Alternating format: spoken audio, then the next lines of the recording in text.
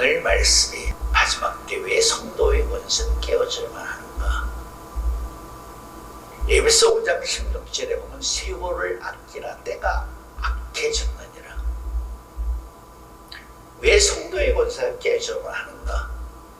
때가 악해졌기 때문입니다.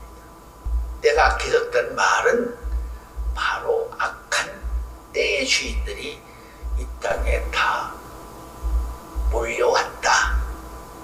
그런 의미로 말씀을 해드릴 수가 있습니다. 계시록 12장 13절 이하의 말씀을 보면 하늘에서 전장에서 패한 붉은 용이 이 땅에 쫓겨온 내용이 기록되어 있습니다. 붉은 용이 이 땅에 쫓겨오죠. 여기서 쫓겨왔다는 말은 두 번 다시 하늘에 거할 수 있는 기회를 영원히 빼앗기고 쫓겨온 것입니다. 이제는 그들이 자기들이 이루려고 했던 목적이 완전히 실패로 끝났다 하는 자괴감을 갖고 이 땅에 등장하는 모습임을 알아야 됩니다. 세상 말도 이판사판이라는 말이 있습니다. 이제 어차피 나는 끝났다. 끝난 내 입장으로서 내가 할 수 있는 일이 무엇일까? 라고 생각한다면 그들은 정말 이판사판 그런 존재로 전환될 수밖에 없는 것입니다. 붉은 용의 존재, 그의 정체와 실상과 비밀과 암호를 우리는 밝히 알고 있습니다. 한 일의 속에서 자기들에게 넘겨준 자기들의 때를 통해서 여호와가 아담과 하와를 통해서 이루시고자 하셨던 그 목적, 그것을 나도 할 수 있다. 그런 입장에서 비기려고 했다는 말씀처럼 6,000년에 주어진 시간을 통하여 그들은 나름대로 자기들이 넘겨받은 그 때와 기한을 통해서 오늘의 이르기까지 역사해 왔다. 그 역사의 장을 마무리하는 시간이 바로 재림의 마당 한 일의 시간이 되는 것이다. 해를 입은 여인이 만국을 다스릴 수 있는 철저히 권세를 가진 아이를 낳으려고 할 때 붉은 영이 아이를 낳으면 삼키려고 대적하고 있는 모습이 계시록 12장 1절부터 3절 말씀에 잘 소개되어 있습니다. 여기서 우리는 한 가지 사실을 알아야 됩니다. 해를 입은 여인만 만국을 다스릴 수 있는 철저히 권세를 가진 아이를 낳으려고 하는 것이 아닙니다. 비기려고 한다는 그 말씀의 저의 속에는 당신이 하는 일을 나도 할 수 있다. 당신이 만국을 다스릴 수 있는 철저히 권세를 가진 아이를 낳는다면 나도 만국을 다스릴 수 있는 철저히 권세를 가진 아이를 낳을 수 있다. 그런 상대적인 개념으로 빛과 어둠이 공존하는 마지막 공간과 시간과 장소 안에서 그들도 그렇게 역사하고 있다는 사실을 알아야 됩니다. 그러한 역사를 위해서 땅에서 올라온 새끼의 수양에게 붉은 용과 바다의 짐승이 모든 권세를 몰아주는 것입니다. 그들에게 몰아줌으로 붉은 용과 바다의 짐승의 권세를 받은 땅에서 올라온 새끼 수양이 이 땅에서 하늘나라를 이루기 위해서 그들이 비기려고 했던 그들이 세우고자 하는 산자의 세계를 이루기 위해서 12사도를 세우고 12지파를 세우고 14만 4천을 인치는 것이다 하는 것이 바로 종말론적인 입장에서 계시록의 등장하고 있는 내용의 세계, 우리가 그 사실을 믿음으로 영적인 차원에서 확실하게 바라볼 줄 알아야 된다.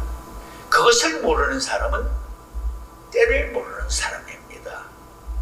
때를 모르는 사람은 때를, 세월을, 시간을 아낄 수가 없습니다. 때를 모르는데 세월을 어떻게 아낄 수가 있습니까?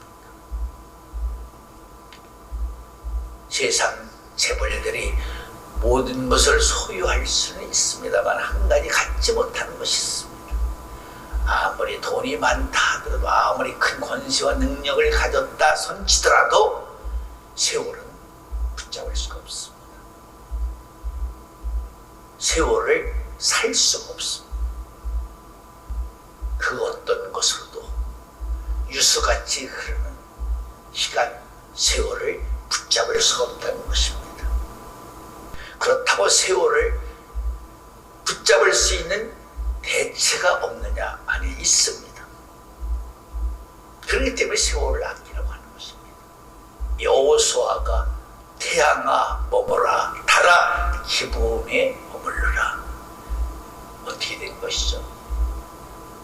여호수아의 기도로 말미암아 시간을 믿음으로 붙잡고 있다는 것입니다. 믿음으로 시간을 붙잡았다는 것입니다. 그렇기 때문에 세월을 아끼라고 말씀하신 것입니다. 세월을 아낄 수 있는 방편이 없는데 세월을 아끼라, 허무맹랑한 소리죠. 그러나 세월을 아낄 수 있는 것이 있습니다. 시간을 붙잡을 수 있는 것이 있기에 하루를 천년같이, 천년을 하루같이 살아라. 믿음으로만이 세월을 아낄 수가 있는 것입니다. 믿음으로만이 시간을 붙잡을 수가 있는 것입니다. 세월을 아낄 줄 모르는 사람은 때를 모르는 사람입니다. 때를 모르는 사람을 가리켜 이사야 42장에서는 눈뜬 장미, 봉오리, 규목오리, 이사야 선지를 통해서 하나님이 하신 말씀, 내 종들은 모두 눈뜬 장미, 규목오리, 봉오리와 같은 존재들이다. 그 말씀의 저의 속에는, 내용 속에는 내 종들은 때를 모른다는 것이죠.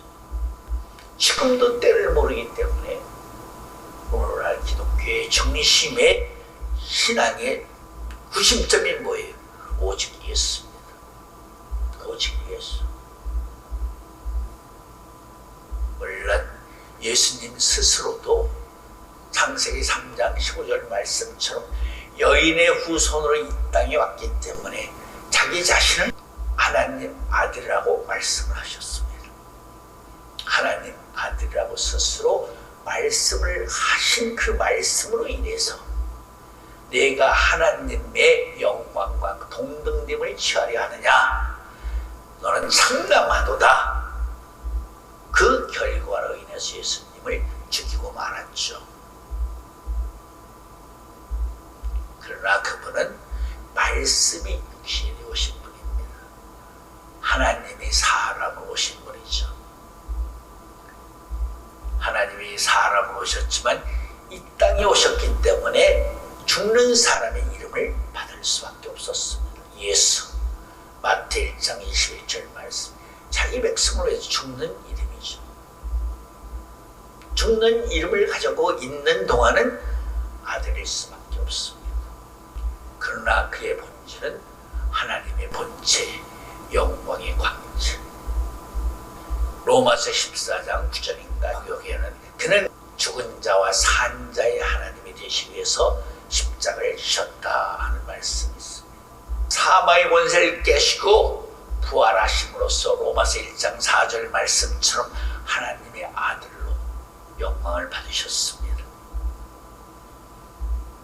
산자가 되셨죠. 산자의 하나님, 죽은 자의 하나님이 되셔서 우편 보좌로 올라가셨습니다. 우편 보좌로 올라가신 그분을 지금도 죽는 사람의 이름 예수라고 이 땅에 있는 모든 성도들은 그렇게 부르고 있습니다.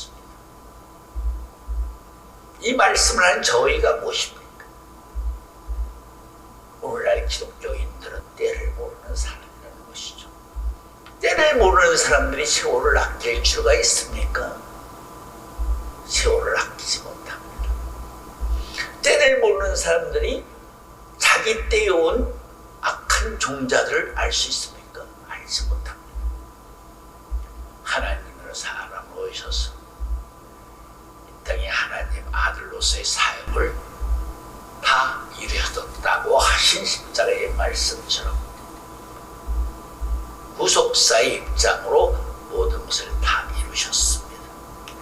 예수님이 다 이루셨다고 하신 그 말씀 속에는 우리 인간으로서 소화시킬 수 있는 범주 한계를 초월한 또 다른 영광의 세계까지도 다 이뤘다고 말씀하신 것입니다. 그런데 예수님이 밤에 찾아온 니고데가 하는 말씀처럼 내가 땅의 일을 말하여도 너희가 믿지 못하거늘 하늘의 일을 말하면 믿을 수 있겠느냐. 다 이뤘다고 하신 말씀 속에는 하늘에서 이루어진 뜻대로 이 땅에서 이루시고자 하시는 모든 새 창조 새 역사의 세계가 다 포괄적으로 함축되어 있는 말씀입니다. 그 말씀의 세계 영역은 만유 위에까지도 그 영역이 미치는 것입니다. 내 아버지는 만유보다 크시다. 요한복음 10장 20절 말씀처럼 에베소 4장 5절 이하의 말씀처럼 만유 위에 계시는 하나님, 그 하나님이 만유를 지으시고 만유 안에 들어오셨습니다. 만유 안에 계신 그 하나님이 하늘의 발등상이 되는 지구촌에 요한을 통하여 구속사의 세계를 펼치셨습니다. 그렇기 때문에 예수님이 십자가상에서 다 이뤘다고 하신 말씀 속에는 하늘의 발등상이라는 지구촌의 문제만 있는 것이 아니면 만유의 역사도 포함되어 있고 만유 위에 계신 아버지의 집까지도 포함이 되어 있다라는 사실을 알아야 됩니다. 왜냐하면 종말론적인 종결된 입장으로서 여러분들이 알다시피 내 아버지의 집에는 구할 곳이 많도다. 내가 가서 너희들이 있을 곳을 예비한 다음에 다시 너희들을 데리러 오겠다고 하신 그 아버지의 집은 만유 안에 있는 집이 아닙니다. 만유 위에 있는 아버지의 집입니다.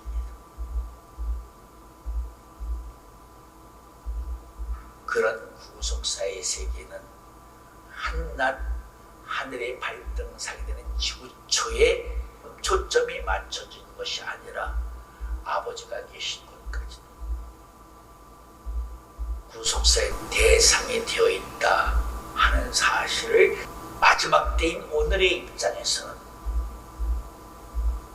그 세계를 우리가 확연히 바라볼 수 있는 신령한 존재가 되지 않으면 안 된다 하는 것을 알아야 됩니다. 그런 의미에서 왜 마지막 때는 성도의 권세가 다 깨어져야만 하는가 하는 사실을 다시 한번 깊이 생각해야 됩니다. 우선 표면적으로 말하면 바로 히브리 9장 28절 말씀처럼 인자가 아버지의 영광을 올 때 누구에게 온다는 거죠? 자기를 바라는 자들에게. 여기서 바라는 자들은 죄와 상관이 없는 사람들입니다. 죄와 상관이 없다는 말은 죄를 이기고 초월할 수 있는 자들. 친자는 이긴 자의 종이 됩니다. 하물며 죄의 종이 될 수 있는 인자를 통해서 마지막 때의 주인이신 아버지가 이 땅에서 하늘나라를 이룰 수 있다는 것은 가당치도 않는 일입니다. 물론 포도 품꾼의 비유에 보면 11시에 들어오는 사람들 1시간만 일하고 한 데나리온을 가장 먼저 받는 사람들, 그들은 어떤 의미에서 보면 백수건달이죠. 오직하면 포도원지. 너희들은 왜 여태까지 놀고 있느냐? 아무도 우리를 써주는 사람이 없습니다. 여기서 우리는 구속사의 신비한 세계를 깊이 헤아릴 줄 알아야 됩니다. 만약에 그들이 아침에 들어간 사람들처럼 열심히 일하는 사람이 되었다면 그들은 11시에 들어가지 못합니다. 11시에 포도원에 들어갔다는 말은 어떤 의미를 가지고 있느냐? 포도원 주인이 이렇게 말을 했죠. 나 좀 온 자로부터 먼저 주는 것이 내 뜻이니라. 그 말씀을 깊이 새겨본다면 11시에 들어오는 사람들은 뭐예요? 때에 맞게 포도원 주인이 정해놓은 사람들이라는 것이죠.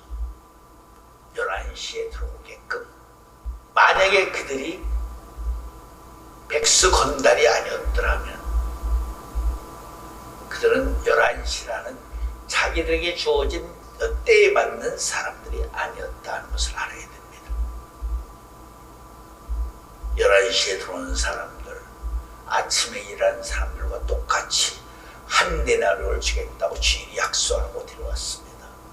얼마나 미안하고 죄송스럽겠어요. 왜? 자기들은 오후 6시에 끝난다면 5시에 들어온 사람들이에요. 근데 똑같은 품삯을 준다는 거죠. 그런 입장에서 그들은 아마 자기들이 가지고 있는 기력을 모두 동원해서 최선을 다해서 일했을 것입니다. 최선을 다해서 일하는 그들의 모습이 곧 여리고성을 7째 날 7바퀴 도는 그런 유형의 사람들이라고 말할 수 있다는 것입니다. 그렇기 때문에 그들은 백수건달로 노는 사람들을 주인이 데려왔다, 그렇게 생각해서는 안 되는 불효입니다. 주인이 11시에 데려올 수 있게끔 지쳐서 일할 수 없는 마지막 일을 할 수 있는 사람들로 그들을 예비하고 때에 맞게 준비했다 하는 사실을 우리는 이해할 줄 알아야 됩니다. 히브리 9장 28절에서 자기를 바라는 자들에게 오신다는 바라는 자들은 마지막 일을 위해서 마지막에 부름받은 사람들을 말씀하는 것이다 하는 사실을 알아야 되는 것입니다. 그런 구속사의 신비하고 오묘한 역사의 세계를 이해하지 못하고 깨닫지 못하는 사람들은 당연히 불평불만할 수밖에 없어요. 우리는 아침부터 들어와서 하루 10시간 일했는데 저 사람들은 1시간 일하고 우리가 똑같은 품삯을 준다. 세상이 잣대로 보면 맞는 얘기입니다. 그렇기 때문에 잠언 14장 12절, 잠언 16장 25절에 보면 사람의 생각으로 오는 듯하나 필경 그것이 사마의 길이니라. 그렇습니다. 눈에 보이는 입장으로 말한다면 그 판단이 나쁘다고는 말할 수 없습니다. 그러나 더 깊숙이 그 세계를 바라본다면 왜 그들은 종일 놀 수밖에 없었는가? 그들은 세상을 사랑하지 않는 사람들입니다. 왜 세상이 그들을 사랑하지 않았을까요? 그들은 어디에 소속된 사람들이에요? 하늘나라, 은혜의 세계, 빛의 세계에 소속된 사람들이었기 때문에 세상이 그들을 사랑하지 않는 것입니다. 그렇기 때문에 어떻게 보면 그들은 세상에서 버림을 받은, 외면받은 사람들이다, 그런 대상이라고 말할 수밖에 없는 것입니다. 그들이 세상적으로 열심히 일해서 인정받는다면 그들은 11시에 부름을 받지 바꿔 말하면 이미 세상 속에서 열심히 일하는 사람들로 살아갈 수밖에 없는 입장이라는 것입니다. 그렇기 때문에 고전 1장 26절 이하에 보면 약한 자를 통해서 강한 자를 두껍게 하시고 가난한 자를 통해서 부자를 부끄럽게 하시고 미련한 자들을 통해서 지혜로운 자를 부끄럽게 하시는 것이 하나님이 역사하신 이 세계의 바로 기본 깃털이 된다는 것이죠. 강타공에 던진 낚시에는 바늘에 미끼가 없습니다. 무슨 뜻이죠? 세월을 기다린다는 것이죠. 때를 기다리고 있다는 것이죠. 때를 스스로 제약된 이 땅에서 기다릴 수 있는 의지와 능력이 없기 때문에 하나님의 강권적인 은혜로 주권적인 능력의 손길로 백수 건달로 때에 맞게 때를 기다리게 해주신다. 조정해 주신다. 수위를 맞춰주신다 하는 사실을 분명히 알아야 되는 것입니다. 그렇기 때문에 이 세상은 절대 그들을 사랑하지 않습니다. 도와주지 않습니다. 협력해 주지 않습니다. 그렇기 때문에 그들은 이 땅에서 갈릴리 사람들처럼 변두리 인생으로 전락할 수밖에 없습니다. 세상에서 밀려난 변두리 인생인 그들을 예수님은 일일이 찾아다니시면서 그들을 뜻을 이루시고자 하시는 역사의 그 중심에 세워주셨다. 오늘날도 마찬가지입니다. 그런 입장에서 예수님이 말씀한 나는 길 잃어버린 양을 찾으러 왔다. 한 마리의 양이 회개하면 하늘에 있는 죄가 없는 99마리의 양보다 내가 찾은 한 마리 양이 내게는 더 기쁨이 된다 하는 말씀을 깊이 생각할 줄 알아야 됩니다. 왜 한 마리 양이 찾는 것이 기쁨이 되는 것인가? 그 한 마리 양도 하늘에 있던 양이었기 때문입니다. 99마리 양은 다시 이 땅에 재등장하지 않는 양들입니다. 한 마리 양은 그들과 함께 있던 양을 이 땅에 데려온 대상이라는 것을 깊이 생각해야 됩니다. 이 말씀을 하는 저희는 이런 구속사의 세계의 역사의 발자취를 우리가 헤아리지 못한다면 그는 절대 때를 모르는 사람일 뿐더러 그는 세월을 아낄 수 있는 사람이 아니라는 것을 말씀하고 있는 것입니다. 예수님이 열처녀의 비유를 말씀하실 때 등과 기름을 별도로 가지고 있는 슬기로운 5처녀, 등만을 가지고 있는 미련한 5처녀, 신랑을 기다리려는데 오지 않아서 슬기로운 5처녀나 미련한 5처녀나 다 잠을 자고 말았습니다. 잠들어 있는 그 시간은 어둠이 깊어진 시간입니다. 표면적으로는 잠이 들었다 말할 수 있지만 영적으로 말하면 열처녀가 잠이 들 수밖에 없는 어둠의 세력이 그만큼 깊어졌다. 그런 의미가 도사리고 있다는 것을 알아야 됩니다. 그들의 능력으로서는 밤을 이길 수 있는 힘이 없었습니다. 기다리다 너무 지쳤습니다. 힘이 들었기 때문에 모두 쓰러져 잠들었습니다. 그때 어느 누군가 외쳤습니다. 신랑이 왔다. 외치는 순간 잠들었던 열처녀가 다 부시시 일어나서 각자 자기들의 본래의 위치에서 본래의 모습을 회복하고자 분주하게 움직였죠. 그러나 기름을 준비하지 못했던 처녀들은 등을 켜보니까 불이 들어오지 않아요. 기름이 등에 다 떨어졌기 때문에. 무화과 나의 비유를 통해서 무화과 잎이 무성하면 이라는 말씀을 예수님이 강조하신 것을 이미 깊이 새길 줄 알아야 됩니다. 신랑이 오기 전에 많은 많은 징조가 나타나게 되어 있습니다. 신랑이 오기 전에 나타나는 그 징조를 가리켜 하늘의 권능이 흔들리기 시작한다 라는 말씀이 있습니다.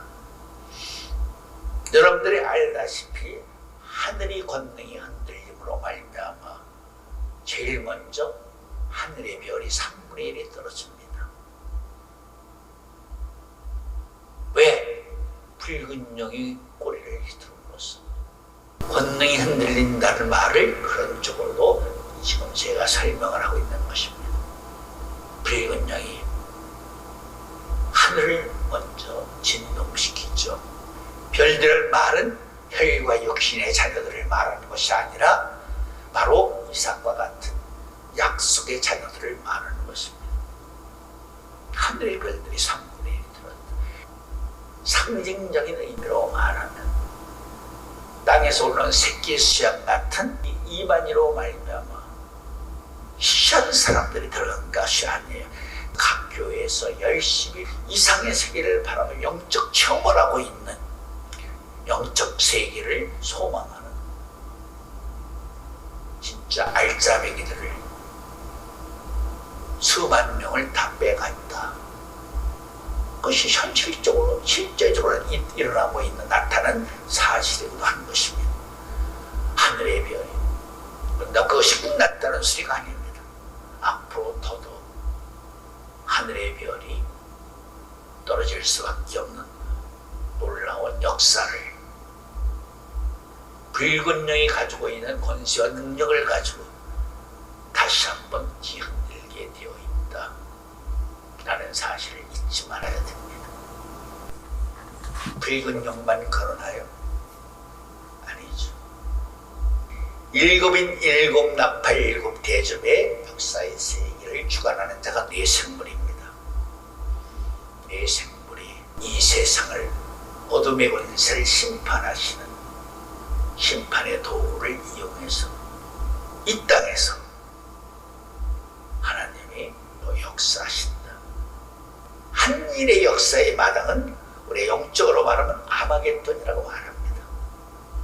어떻게 말하면 신들의 전쟁, 천사들의 전쟁, 또한 구속사의 중심 인물들의 전쟁, 그것을 우리 영적으로 아마겟돈이라고 말하죠. 물론 세상적으로도 아마겟돈이 있습니다. 성경은 이렇게 말씀하고 아마겟돈 3차 대전이 일어난 그날 지구의 3분의 2가 인구가 죽습니다. 또 전체 임하는 환란이죠. 그러나 그 환란이 오기 전에 먼저 뭐가 있죠? 일곱째 천사장이 나팔 불 때 이 땅에 주와 주 앞에 두 감람나무 말씀하셨던 그 말씀들이 광명한 자들이 말씀한 말씀들이 한 말씀도 땅에 떨어뜨리지 않고 이 땅에서 다 온전하게 이루어지게 되어 있습니다. 잠언 15장 23절 말씀처럼 때에 맞는 말씀이 얼마나 아름다운고 예수님의 이름이 천상천하에서 가장 아름다운 이름처럼 때에 맞는 말씀이 얼마나 아름다운고 때에 맞는 말씀을 모르는 사람은 절대 아름다운 사람이 아닙니다. 아름다운 사람이라는 말씀이 저희 속에는 존귀한 자라는 뜻입니다. 시편 49편에 12절 20절에 보면 존귀함을 모르는 자는 멸망하는 짐승과 같다. 때를 모르는 사람은 멸망하는 짐승과 같은 사람이라고 말할 수 있습니다. 아까도 이미 언급해드린 것처럼 이사야 42장에 보면 나의 종들은 다 때를 모르는 뜬뜬 장미, 벙어리, 주먹어리 정확히 기록되어 있습니다. 재림주는 저와 상관없이 자기를 바라는 자들에게 의인들에게 오신 것입니다. 예수님 때에는 죄인을 구원하러 오셨기 때문에 예수님이 친히 죄인을 찾아다니시면서 천국 복음을 통해서 회개를 시키심으로써 십자가의 구속의 은총을 믿게 하심으로써 베드로전서 1장 19절 바로 믿음의 결국은 영혼 구원이다 하는 말씀처럼 그들을 생명의 부활로 다 구원시켜 주셨습니다. 구원받을 수 있었습니다. 재림주는 죄인 때문에 있던 것이 분이 아니에요. 제약된 이 땅에 남아있는 의인을 구원하러 오신 분이에요. 마태 13장에 보면 예수님이 천국의 비유를 7가지 말씀하시고 계십니다. 그 7번째 마지막 비유의 말씀이 천국은 그물로 많은 고기를 잡은 것과 같다. 좋은 고기는 담고 나쁜 고기는 백사장이 배대에 쳐 던져버리죠. 그 비유의 말씀을 하시면서 결론적으로 뭐라고 말씀하시죠? 마지막 때에도 거룩한 천사들이 이 땅에 와서 의인 중에 있는 악인을 골라내리라. 재림주는 죄인을 구원하러 오신 분이 아니에요. 성도를 구원하러 오신 분이 아니에요. 다니엘처럼, 다니엘의 세 친구처럼, 또 에스겔 14장에 있는 내용의 말씀처럼 노아, 다니엘, 욥과 같은 의인을 구원하러 오신 분이에요. 그렇기 때문에 다니엘 12장 5절, 7절 말씀처럼 재림의 마당에서 성도는 다 깨어지게 돼 있어요. 깨어진다는 말은 뭐예요? 다 죽는다. 왜 그들이 죽어야 되는가? 아까 에베소 5장 16절 말씀처럼 세월이 악하기 때문에. 세월이 악하다는 말은 그 세월에 악한 종자들이 다 이 땅에 등장하기 때문입니다.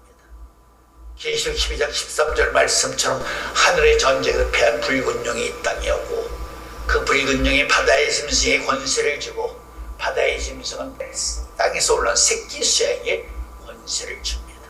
그 새 짐승을 가리켜 666이다 그러는 것입니다. 13장 마지막 절에 보면 그 수를 세워봐라. 사람의 수이니 사람을 말하는 것입니다. 666은 그들을 짐승으로 표현하는 것은 시편 49편의 말씀처럼 존귀함을 깨닫지 못하는 자는 멸망하는 짐승 같다 그런 관점에서 그 세 사람을 가리켜 세 짐승이라고 말하고 있는 것입니다. 계시록 12장 1절부터 3절에 보면 하늘에 두 이적이 있다. 첫째 이적이 해를 입은 여인입니다. 둘째 이적이 붉은 영입니다. 재림의 마당에 하늘의 두 이적이라는 말씀은 재림의 마당에 때에 두 주인이 등장하고 있음을 말씀하고 있는 것입니다. 전 3년 만에 빛의 주인이 해를 입은 여인이고 어둠의 주인이 바로 붉은 영입니다. 그런데도 불구하고 오늘날 많은 교회들이 재림의 마당에 때의 두 주인의 해를 입은 여인과 붉은 영을 가르쳐준 교회가 없습니다. 해를 입은 여인을 교회에 철자의 권세를 가진 아이를 예수라고 지금도 가르치고 있습니다. 지금 예수님이 어디 계시죠? 우편 보좌에 계십니다. 하나님 아들 예수라는 이름으로 계시는 것이 아닙니다. 뭘로 계시죠? 하늘의 대지상. 그는 우리의 사도이시며 하늘의 대지상이시다. 그분은 우리를 위해서 멜기세덱 제도라서 하늘의 대지상이 되셨도다. 그런데 우리는 아직도 산자의 주와 죽은 자의 주가 되시기 위해서 십자가를 지시고 사망의 권세를 깨시고 이기셔서 우편보좌에 계신 그분을 이 세상 사람, 죽는 사람의 이름으로 예수라고 부르고 있습니다. 그분을 하나님의 아들이라고 말하고 있죠. 빌립보 2장 6절 하나님의 본체, 히브리 1장 1절부터 3절 하나님의 영광의 광채, 고전 10장 3절에 보면 성령을 받지 않고는 예수를 주라 난이라고 저기 설명해 보면 주는 하나님입니다. 한마디로 로마서 9장 5절 말씀처럼 예수님이 하나님이라고 분명히 기록되어 있습니다. 그런데 오늘날 모든 성도들은 예수님을 하나님으로 믿지 않고 하나님 아들로만 믿고 있다는 것이죠. 한마디로 얘기하면 때의 주인을 모른다는 것이죠. 아까 말한 것처럼 때를 모르는 사람은 세월을 아낄 줄도 모르고, 때를 모르는 사람은 붉은 용과 바다의 짐승과 땅에서 오른 새끼의 수장이라는 새 짐승의 역사의 세계를 전혀 알지 못합니다.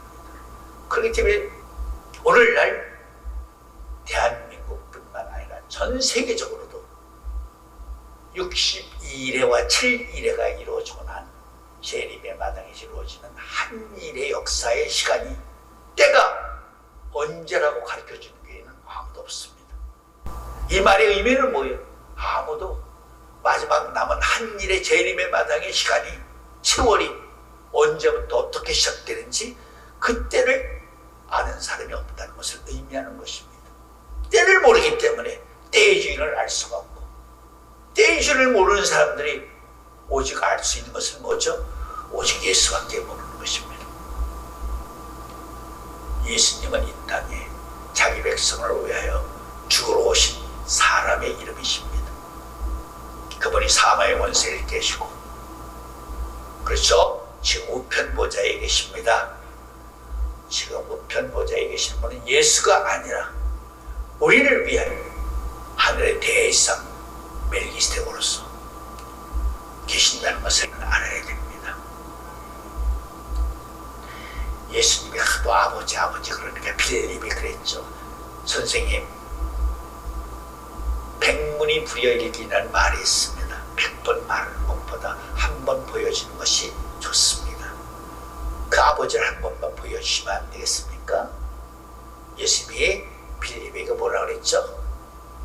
빌립아, 나를 보고도 아버지를 보여달라고 하느냐? 내 안에 아버지가 있고 아버지 안에 내가 있다. 그 말씀의 의미는 뭐죠? 내가 아버지라는 것이죠. 내가 아버지야. 그런데 오늘날 아직도 믿는 성도들이 말씀이 육신에 오신, 은혜와 진리로 오신 예수님을 하나님 아들로밖에 믿지 못하고 있다. 그런 이 땅에 대해서 예수님이 친히하신 말씀이 뭐죠? 마태 16장 27절 보면 인자가 아버지의 영광으로 올 때 거룩한 천사들과 함께 오리라. 예수님이 친히하신 말씀, 아버지 영광으로 오시겠다는 거죠. 왜 예수님이 아버지 영광으로 오신다는데 안 믿죠? 예수님의 말씀을 무시하고 오직 당신은 하나님 아들이야, 아버지 아니야, 그렇게 소리치고 있는 것이 오늘날 기독교의 현실입니다. 성경에 그렇게 분명히 기록되어 있는데 예수님을 아버지라고 증거하면 이단이라고 말을 합니다. 말도 안 되는 거죠. 그런 그들이 마지막 때 의인이 될 수 있습니까? 의인이 되지 못합니다. 그런 그들을 향해서 고린도서 11장 말씀, 후한 말씀처럼 666이 그렇게 믿고 있는 그들을 향해서 놀라운 역사를 하죠. 광명한 천사로 역사한다는 의의 일꾼으로. 여기서 광명한 천사라는 말은 그들이 예수의 이름으로 역사한다는 것이죠. 역설적으로 예수님은 또 종말론서 때 이때서 그랬죠. 어디에선지 골방에서 예수가 있다고 도 절대 너희는 나가지 말라. 그 말씀의 의미는 뭐죠? 절대 예수의 이름으로 오지 않겠다는 거죠. 그런데도 오늘날 오직 예수밖에 오라는 사람들이 당연히 성도의 권세가 깨어질 수밖에 없는 것이다. 그들은 붉은 영과 바다의 짐승과 땅의 새끼 수에게 인침을 받고 표를 받고 경배드릴 수밖에 없는 대상들이 되게 되었기 때문에 성도의 권세가 깨어지는 것이다. 자, 오늘은 여기까지 기도 올리겠습니다.